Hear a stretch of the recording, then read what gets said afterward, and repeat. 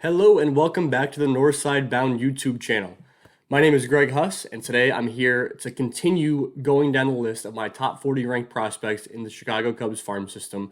Today, we're talking about prospects ranked number 11 through 20. So we're getting close to crunch time. We're getting down to the nitty gritty here. If you guys want to go back and listen to what I had to say about prospects ranked number 21 through 30, and prospects ranked number 31 through 40. You can go check those out on the YouTube page. If you want to see the full breakdown of my list, I have little snippets about every single player ranked 1 through 40. You can go check that out on northsidebound.com. You can also find other things that I'm doing in terms of speaking at you guys on YouTube here on the page or on any podcasting platform where you can listen to Cubs on Deck with my co-hosts Greg Zumack and Brian Smith. But today, like I said, today we're talking about prospects ranked 11 through 20, and there is a good list of names, especially down towards the top end of this list here. So let's start off with number 20. Jordan Wogu is my 20th ranked prospect in the Chicago Cubs farm system, and man, I'm going to lead off with him by saying I am very excited to rank him as a top 10 prospect in this system. I have him 20 for now, but that's only because he's been older than the average age at the lower levels of the minors, right? So he's going to get better and better, and he's going to do it at better levels, right? He's going to be at AA this year in 2023. I see him continuing to climb up with the farm system one tier at a time. But I guess I should talk about why I like Jordan Wogu so much. He just continues to mash. We saw him really struggle in 2021 in the first half of the year, and then he just flipped a switch. And in 2021, in the back half of the season, absolutely destroyed the ball. Ended up putting up numbers that were better than the league average, even though he struggled for a good portion of that year. Now we're in 2022. I'm posting this at the tail end of the 2022 calendar year. And Jordan Wogu put together one of the better offensive performances in the entire Cubs farm system in 2022. It was terrific. He's doing that while playing a decent enough outfield. He's even playing some center field, which when he was drafted, the knock was that he was a bat-only guy. He could not play any outfield at all. He's a DH-only player. That has not been the case. He plays a formidable left field. He can man some center field if you need him to. And with the bat, I know the swing is still a little wonky, but he's producing results, and it looks a lot better, the swing does, than it does when he was drafted. I really like what Jordan Wogu is doing. I'm excited to see what he does in 2023 in the higher levels of the minors, because once he can continue performing this way, the way he's been performing at the higher levels, like I said, he's a top 10 prospect in the system, and I love to see what Jordan Wogu has to do. Number 19 is probably the guy that I am not sure how to rank the most of anybody in this farm system, and that is Caleb Killian. I talk about how I struggle with guys in the lower levels, the guys I haven't seen play live. Caleb Killian is not that. That is not why he's difficult to rank. It is just so strange what we saw from 2021 Caleb Killian to 2022 Caleb Killian. In 21, he put up the best strikeout to walk rate in all of minor league baseball. He had tremendous command, and then he went to the Arizona Fall League, and when he was in that Arizona Fall League, he ended up developing that new spike curve that back then, that was kind of the talk of the system, was the spike curve.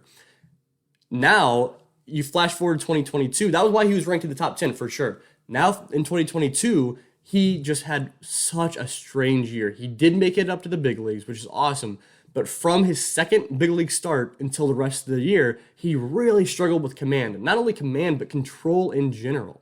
He still has a good fastball. He still has a really good cutter. And the stuff is probably good enough, but at this point, he really just can't command it at all. And so he has really flipped a switch from what we saw in 21 to 22. I don't know how to handle that. I don't know if that was just a blip on the radar. I don't know if he is dealing with newfound success with the stuff that he has. I don't know what to make of Caleb Killian, to be completely honest with you. That's why I have him ranked number 19 in the farm system. There is a really good possibility that he comes back in 2023, shows off the ability to command those pitches, reverts back to where he was in 21, but just also has the new good stuff, and he really takes off. We could see that happen. He's likely going to start the year in AAA. I'm not betting on it one way or the other. He is, like I said, the toughest guy to rank in this entire farm system. Let's move down to number 18, and that's Moises Ballesteros. And when I think about Moises Ballesteros, he made his debut in Myrtle Beach last year, and I want to go to Cole Roederer real quick, because Cole Roederer is someone I love. One of my favorite prospects in the entire system, not based off talent, just based on I like what he brings to the table. I've always talked about Cole Roeder having the prettiest swing in the entire Cubs farm system. Moises Ballesteros is really challenging for that. His swing is beautiful. Up at the plate, I really like what he brings. He brings a real patience and ability to make contact and do damage to a lot of really good pitches. Behind the plate, I don't know how good Ballesteros is. I really don't expect him to stay behind the plate, but it might not matter if he can be a DH or first baseman. I really believe in the bat. It's a limiting factor for him being a DH first base kind of projection because there's not a whole lot to go with defensively. That's why he's at 18, still very young. One of the youngest guys, the second youngest guy in the system to debut at a full season level behind Pedro Ramirez. So watch for Moises Ballesteros many, many years into the future. I'm going to go to number 17, another super young guy, Drew Gray. Drew missed the entire year in 2022 with a Tommy John surgery. So he's returning in 2023. He might be ready. He should be ready by opening day, and we likely see him in Myrtle Beach. From the day he was drafted, scouts have raved about the spin rates on his pitches, right? He's got a high spin rate fastball, a high spin rate high spin rate curveball, and high spin rate slider. So those three pitches are really good. I can't wait to see what Drew Gray brings to the table in Myrtle Beach in 2023. I'm very, very excited about Drew. Number 16 is Kevin Madej. Kevin Madej is a guy that I still really, really like. Talk about differences in Caleb Killian from 21 to 22. There were also a lot of differences between Kevin Madej in 2021 and 2022. In 21, he debuted in full season ball in Myrtle Beach, and there he just wanted to hit every single pitch that was thrown. We saw him hardly get to any 3-ball count, let alone walks. He hardly got to any 3-ball counts at the plate. He was just swinging and making contact with just about everything. And so that skill to make contact with a lot of different pitches is very impressive. Flash forward to 22, and he became much more patient at the plate. He's still not a patient player. He's still not going to take a whole lot of walks, but he showed the ability to kind of work counts, to hunt for his pitches, and with that, he displayed more power. Statistically, not a very good year for Kevin Madej. But defensively, I still think he's really impressive at shortstop. And I think as he continues to build out his frame, continues to get stronger, I think he can play very well at third base. I think that defensively, he can be a really good third baseman. And as he continues to develop that bat, there's a lot to like with Kevin Madej. Number 15 is Porter Hodge. Porter Hodge, I've seen some outlets ranking him as a top 8 prospect in the system. I know we saw that from Prospects Live. We might see that coming up soon from maybe Ryan Smith over at Bleacher Nation. He is going to be a highly ranked prospect soon. I'm a little more hesitant, not because I don't like what he brings to the table, but just I want to see him continue to do this more than just one season. Porter Hodge had a phenomenal 2022 campaign. He has a slider that is plus. He's got a fastball that's really good. He's got a fading changeup. And the frame is there to be a long-term starting pitcher in the rotation. I really want to see what Porter Hodge does in Double-A. We're going to see him there. Maybe not to start off the year in 2023, but he will definitely get quite a bit of playing time in Tennessee in Double-A. Porter Hodge is a guy that very easily, maybe more than anybody in all of my rankings, could jump up the quickest and jump up the highest of anybody else ranked here. And he's at number 15 here. So I've still got some really good prospects coming up. Number 14, speaking of good prospects, Alexander Canario is a dude. He has light tower power, arguably the best power in the entire system. I'd say that he does have the best power, best raw power in the entire farm system. He made it all the way up to AAA. I think that we see him start the year in AAA this year, but the problem is he's not going to be ready for opening day. We saw Alexander Canario sustain a pretty brutal injury both to his ankle and his shoulder in the Winter League ball. How he returns from that is still to be determined. It really worries me, especially, honestly, there's a lot of talk about the ankle, but it really worries me his shoulder because I know that he had problems with his shoulder in the past. And so for him to return, for him to continue to display light tower power, he's got a long way to go. I still really love what Alexander Canario brings to the table, his athleticism, his ability to play the outfield very well. But I'll be honest, I dropped him down in my rankings pretty far because of these injuries. He was a top 8 guy, and now he's down at number 14 in my rankings. All right, DJ Hers. I could go on about DJ Hers literally for a longer episode or a longer show than I have here. DJ Hers is really nasty up on the mound. And what makes him unique is that his stuff is so good, but he doesn't have a mid 90s, high 90s fastball. He doesn't have a plus breaking ball. He really relies on a changeup and deception. And that's what makes his stuff so gross. I very rarely have I described a guy as being nasty and being having really good like swing and miss type stuff without actually having the stuff, right? Without actually having an upper 90s fastball and a gross breaking ball.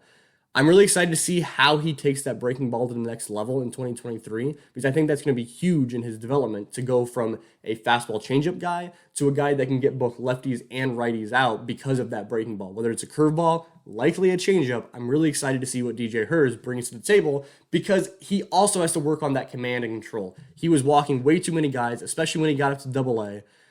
He's got to rein in his control a little bit. And I think that part of that is that extreme crossfire delivery. He's got to still use that and utilize that because that's what makes him so good, but he's got to learn how to control and command the ball a little bit better with that delivery. So he's going to be in AA Tennessee this year, likely making it up to AAA Iowa. I would love to see that. I don't think we see him in Chicago this year. I don't think that happens unless he really takes off and the Cubs use him in the bullpen. That's a possibility, but I wouldn't bet on that. Upper levels minor pitcher, I'm really excited to see DJ Hers in 23. All right, we got two guys left, and both of them are polarizing for very distinct reasons. Number 12, Matt Mervis. You all know who Matt Mervis is, right? He took the world by storm last year in 2022. He was the Cubs minor league hitter of the year. He popped onto national radars. He just mashed the ball. He's mashed more Mervis for a reason, right? Hit home runs, RBIs, doubles, got on base. As he went from high A to AA to AAA, the strikeout rate dropped, the walk rate rose. He was just absolutely phenomenal. The reason why I have him down here at number 12 is I've explained this on the Cubs on Deck podcast multiple times. It's a no fault of his own that he's ranked this low. That's because he plays first base and only first base. There is a lot, when you don't have positional flexibility, when you don't have defensive value, it really hurts your prospect ranking because we have to count on him being a plus bat. He can't just be a better than league average bat in the major leagues to have value. He can't just be a 105, 110 WRC plus guy. That can't happen with Matt Mervis. He has to be a 120 plus WRC plus guy for the entirety of his career to have value. That's what comes with playing first base, and that is really, really difficult to maintain. I don't care how good you are at the plate. I don't care what the peripherals say. You've got to be very, very good at the plate if you don't bring any defensive flexibility or versatility. So that's why I have him down at number 12. I'm a big believer in the bat. I don't want fans to put too much expectation on him in his rookie season. I know Steamer projections has him at a 123 WRC plus for his rookie season. That seems like an extraordinarily large WRC plus. Don't expect that from his rookie season. If he does that, it's an incredible year for Matt Mervis. And I expect him to have a good career. I'm not willing to rank him in the top 5 prospects in this farm system just because of the other things outside of his bat. So that leads us to the last guy we're talking about here today, number 11, the 11th ranked prospect in the entire Cubs farm system, and that is Daniel Palencia, who has the best stuff in the entire farm system. And it's fun. It's fun to be able to rank the guy with the nastiest stuff at number 11. He's not even a top 10 guy yet. Daniel Palencia has a fastball that reaches 103. He has a slider that reaches 94, and he has a changeup that, when it's on, can really fall off the table. The thing with Daniel Palencia is people point to Daniel Palencia and say that he's slight of stature, right? That he's a shorter guy, and they look to whatever weight is listed on his baseball reference page or on his minorleaguebaseball.com page, whatever it is. Don't believe that, right? Daniel Palencia is a thick guy. He's got a good base. He's got a good body to be able to stick as a starting pitcher. Now, the thing is, we got to make sure that he's not getting that pitch count up way too high because of his command and control problems. The command and control, not great, but the thing is, he's able to maintain that velocity, that touching triple digits velocity deep into pitch counts, right? He's featuring that at the 60, 70 pitch mark. That is good as far as him as a starting pitcher. I want to see him continue to do that. I want to see him to continue to build on that control and build on that walk fewer guys on the mound. If he can do that, he is a legitimate starting pitcher. And if he can do that, touching triple digits, 90 mile an hour with the slider, I think that he is clearly a top 5 guy in this entire farm system. We'll see him do that this year in likely Double A for most of the season. I don't know if he starts there, but he will spend most of the season in Double A Tennessee. That Tennessee team is going to be absolutely stacked. I feel like I keep talking about guys being in Double A Tennessee. In 2023, Daniel Palencia could make his MLB debut in the bullpen. I think that's very likely. The Cubs have shown the likelihood to send guys, the best pitchers in their system, up to the big leagues and work them as relievers until they're ready to be starters. We've seen that with Justin Steele, Keegan Thompson. I think we're going to see that with Hayden Wesneski this year. The Cubs have been much, much better about doing that, and that is not something they did in the past. But I love that way of developing starting pitchers. If they're good enough to be in the majors, no matter what their role is, you bring them up, you work them in the bullpen, you see all the good stuff that Daniel Palencia has to offer, and as soon as he becomes ready to make that switch, log more innings, do it in longer outings, he gets converted back to the rotation. I think there's a great chance we see some really good things from Daniel Palencia. He excites me so much, and the fact that I have him here at number 11 is pretty wild if you ask me. So let me do a quick rundown of my 11 through 20 once again. I'll have this little scroll thing like I have in the past few episodes. Number 20, I have Jordan Wogu. Number 19 is Caleb Killian. 18 is Moises Ballesteros. 17 is Drew Gray. 16 is Kevin Madej. 15 is Porter Hodge. 14 is Alexander Canario. 13 is DJ Hers. 12 is Matt Mervis. And number 11 is Daniel Palencia. So that's it for rankings 11 through 20. I will be back with my top 10 Chicago Cubs farm system rankings pretty soon. I've been pretty consistent in posting these once a week. It's kind of fun to do. If you guys do like this, if you like this episode, if you like this whole series, be sure to subscribe to northsidebound.com. Be sure to give this video a like, comment. Let me know what you think about guys ranked 11 through 20. Who did I miss? Who's too high? Who's too low? I want to hear what you guys have to say. I'll reply. Trust me, I love having these conversations with anybody and everybody. Thank you guys so much for listening, and I'll be back soon.